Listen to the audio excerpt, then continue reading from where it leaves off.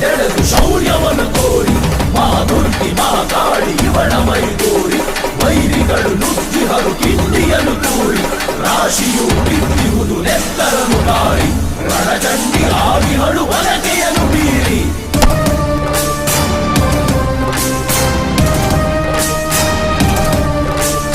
ಅಳುತ್ತಲಿ ಬಂದಿಹುದು ಶಿಶುತಾಯ ಬಳಿಗೆ ಗಮನವೂ ಇಲ್ಲವೂ ಮಗುವಿನ ಕಡೆಗೆ ಬದಿಹರುವ ಬಂದಿಹನು ಕಿಂಡಿಯ ಬಳಿಗೆ ಶಿವ ಶಿವ, ಏನಿದು?